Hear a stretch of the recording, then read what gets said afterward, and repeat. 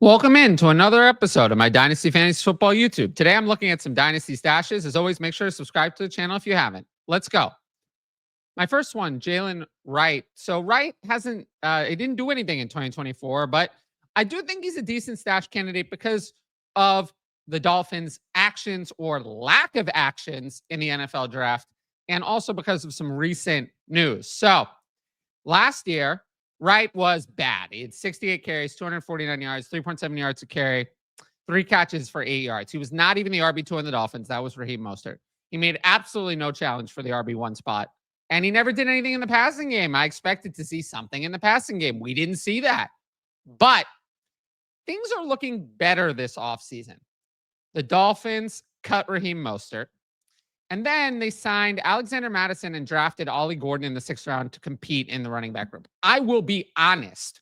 Earlier in the offseason, I expected them to draft someone or sign someone more significant to be the clear backup. J.K. Dobbins would have been an example of someone along those lines, someone more significant than these acquisitions. To be honest, Mattison is a horrible fit for the Dolphins scheme. He is slow, boring, and will not work in the Dolphins speed-based running scheme. He doesn't fit the scheme at all. As for Gordon, 6th round pick. I mean, that's not really good. That's not good draft capital. And during the offseason, we have seen that the Dolphins are talking about how do we get Jaylen Wright more involved as RB2? Not we want Alexander Mattison and Ollie Gordon to compete for RB2. Those two are competing for one spot, not competing for RB2. So Wright will almost certainly be the backup for the Dolphins in 2025. Makes him an interesting stash. Now, don't hear what I'm not saying. I'm not saying go and pay for Jaylen Wright. In fact, I think he's actually still overvalued. But I'm talking about it because I wanted to update you on this situation, what I think of Jaylen Wright, and just talk about him a little bit more. As for what's been going on at the Dolphins camp. Now, my next player, Tutu Atwell. Again, none of these players, and we're not talking about trading for these players. There's a reason we're not talking about that. We're not talking about that because we're not trading for these players.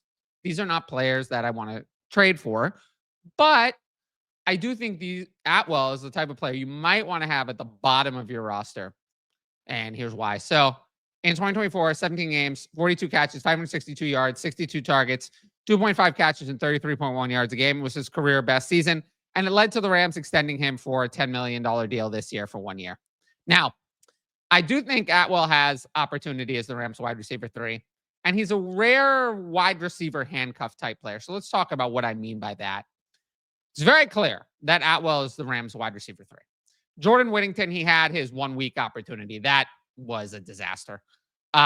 He was benched and never saw the field again after that. They let Demarcus Robinson walk. They didn't re-sign him. And they paid Atwell $10 million. So he's clearly the wide receiver 3. There's no competition. And he had value in 2024, filling in for injuries to Puka Nacua and Cooper Kupp. Could do the same if there's an injury to Nacua or Devontae Adams in 2025. I do think Atwell will be the wide receiver 3 the entire season, unlike last year. However, I do think we can rely on Matthew Stafford to produce fantasy wide receivers. If there is an injury, I do think Atwell, I'm not saying he's going to be exciting, but I'm saying that it's a long season in Dynasty. You need depth. He is the type of player that I would still keep on my Dynasty roster. Now, another player, Rico Dowdle. Now, Dowdle actually might be someone more of a buy, throw in his trades. He's not high enough to talk about as a buy, though. He's so low in my rankings. But I felt bad for Dowdle in free agency. I honestly thought he was good to excellent in 2024. He was really good. In 16 games, 235 carries, 1,079 yards, 2 touchdowns, 4.6 yards to carry, and 39 catches for 249 yards and 3 touchdowns. Strong numbers here. And, I mean, pretty low on the touchdown count. I mean, just 2 on 235 carries and 4.6 yards to carry is very low. I mean, he easily could have had quite a few more touchdowns. Receiving numbers were solid. He averaged 12.4 PPR points a game, 24th among running backs. I mean, that's a low-end RB2. He was a fantasy asset. Now, Why do I have Dowdle as a dynasty stash? I think he's just kind of forgotten about. I mean, he signed a 1-year deal worth 2.75 million with incentives up to 6.5. In the offseason market, that was pretty good. I mean, only Najee Harris got a better package than that. Everyone else, the total value was lower. So, I mean, this was the second best free agent running back, which is kind of wild to say how weak the free agent running back class was. But also, Dowdle's just kind of forgotten about. I mean, the Panthers drafted Trevor Etienne in the 4th round. They have Jonathan Brooks on their injured reserve. Brooks is out for the entire 2025 season. Etienne, I mean, he's their RB3 right now. I mean, he's working in on, very much the third team. I mean, we're not seeing him with the starters. I do think that to open the season, we're going to have what they wanted to do last year with Chuba Hubbard and Jonathan Brooks. We saw it for a few games with Jonathan Brooks mixing in. We're going to see Dowdle mixing in that way. And then, Etienne is more of a successor insurance plan. Etienne's very young. He's only 21 years old. So you could draft Etienne without having a plan for him even this year. And it'd still be a sensible pick if you like the talent. But overall, I do think Rico Dowdle is someone who, if Chuba Hubbard goes down, could be kind of what he was last year, which is RB2 value. And that's someone who should, of course, be stashed and could be a throw in trades to help you give depth for your dynasty team. Now, if you like my YouTube content, you should sign up for the Patreon. I'm offering a 50% discount off your first month at all tiers using the code TylerYT50. You can get my dynasty and rookie rankings, and there's also going to be redraft rankings, and of course, start sit during those times of year. Redraft will be coming out in a couple of weeks. Access to the Discord. That's where I do all of my interactions. I'm not going to be doing any major interactions in the YouTube comments. I might talk about the video a little bit, but if you want more from me, as in more than these videos, that will come in the Patreon on the Discord. Then there's my write-ups. That's kind of a replacement for the articles I used to write.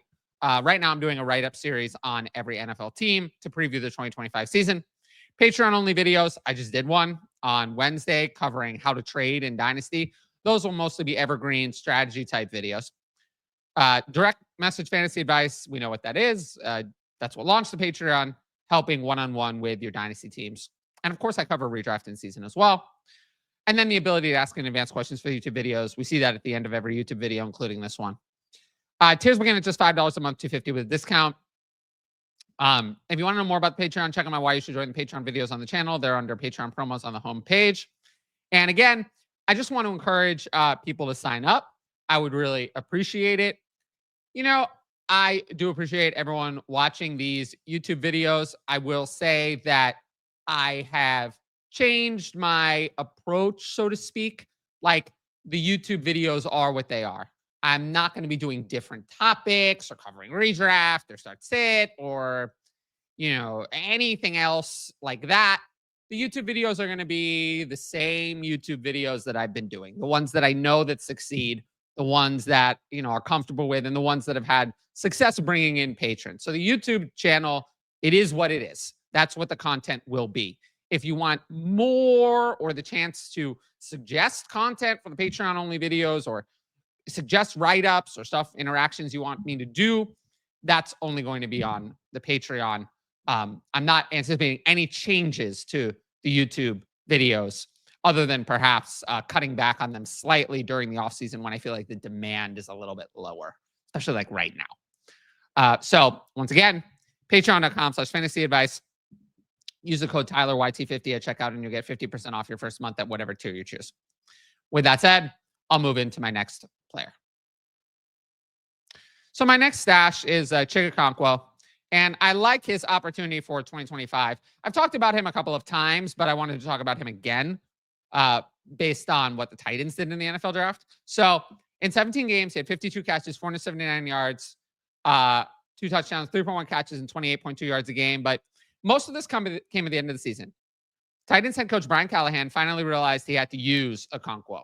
And in the fantasy playoffs, in those 3 games, he averaged 7.3 catches, 60.7 yards, and 9 targets in those 3 games. So he was very good down the stretch. Now, why do I have Okonkwo as a dynasty stash? Well, there's kind of a lot going on here, but we'll break it down in 3 phases. Number 1, the Titans added 5 players to their group. I mean, Tyler Lockett is 33 and ancient.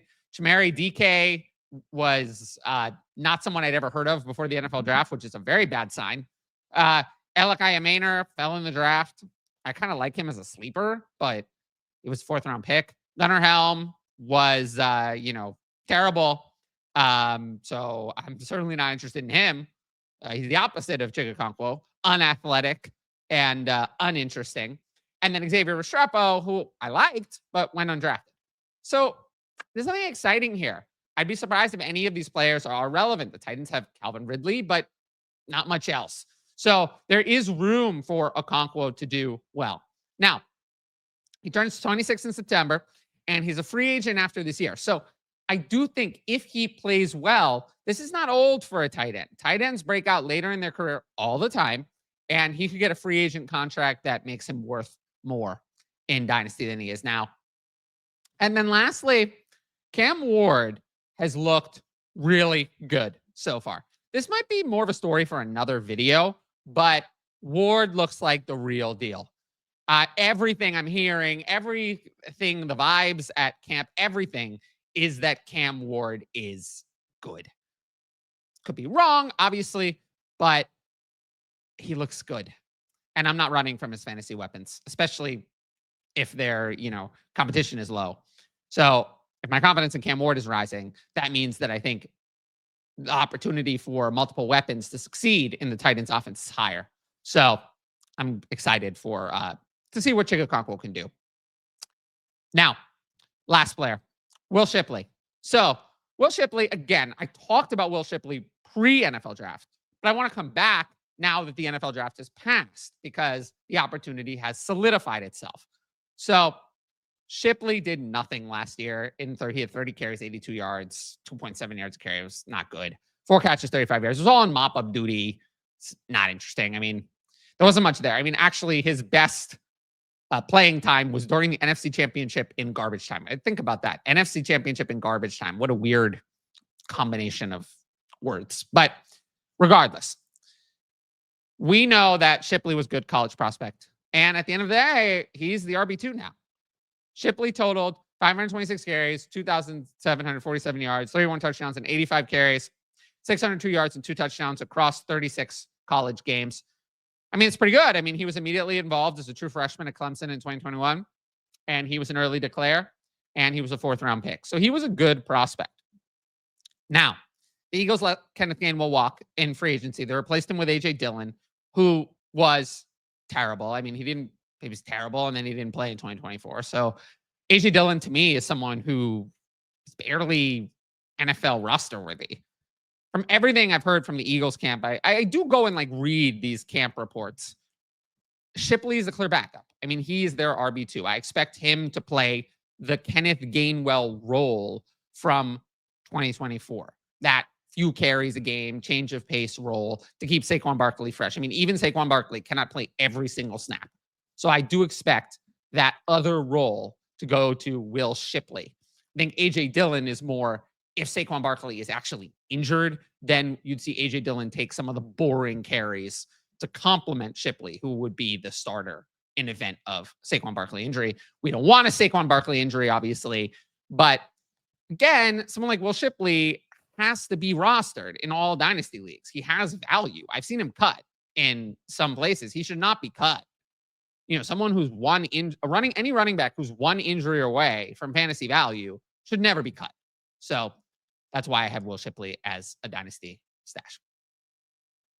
So we'll go into the Patreon questions and then we'll close out the show.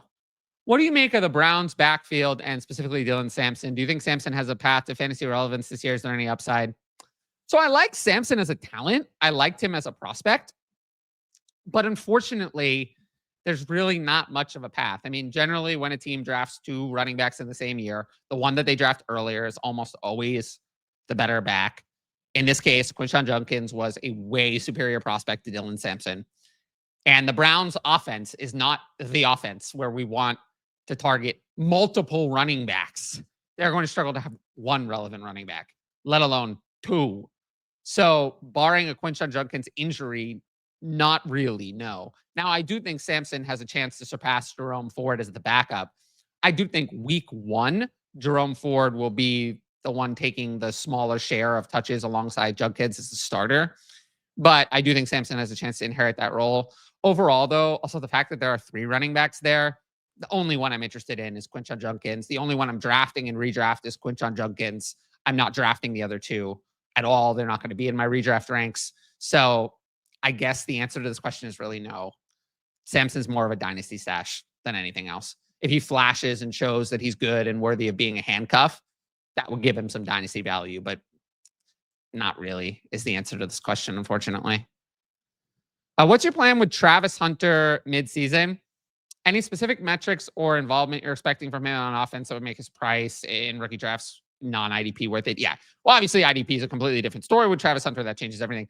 But in regular non-IDP leagues, I think this is just the type of thing that we can't do this. We can't speculate. We can't talk about, well, if this, then we're going to do this. There's never been a player like Travis Hunter in the Dynasty era, right? Never. There's never been a fantasy relevant player who also plays defense. Never. There are 0 of those players since Dynasty fantasy football has been like a thing that we do. You'd have to go back. I mean, you're going back to players like Deion Sanders, right? I mean, but we weren't, I was barely alive then. So we can't do this. We can't talk about what if, because I honestly, anyone telling you that they know how this is going to look is lying. They don't know. The only thing I can tell you is that he is going to play both offense and defense. I can tell you that. Is it going to be, I don't even know, 50% of the snaps on each side, 60% on each side, 70%? More on one side than the other? I don't think we know the answer to that. So this is just the kind of thing where it's like, we have to see. We have to see. I have him priced, in a place where I don't think the odds of him overtaking Brian Thomas are very high. I think those slim to none, actually, which means that he's kind of in that range of like young players who are probably never going to be the wide receiver 1 on their team. He's in that kind of dynasty range. So yeah, but as for handling how he plays defense and how that affects it, we have to see. I can't talk in hypotheticals about how he might play defense. We don't have any prior examples for that. So we're going to have to see. Still have Derek Carr in your ranks. Is he worth the stash? Obviously, this is super flex only. I mean, Derek Carr's only 34. So is there a chance he changes his mind? Sure. But of these types of players, when these players retire, it's like, remember when Tom Brady retired and then he came back? If you dropped Tom Brady, you lost out on a season of a starting quarterback in 2022. So in this case, I do feel as if he's retired. He's basically, and he's outside my top 300 in Superflex. So in most Superflex Dynasty leagues, that means he's a cut if he's outside my top 300. So the answer is not really. Like, would I rather stash Derek Carr over backup quarterbacks like Tyson Bagent? Maybe. But overall, the answer is not really.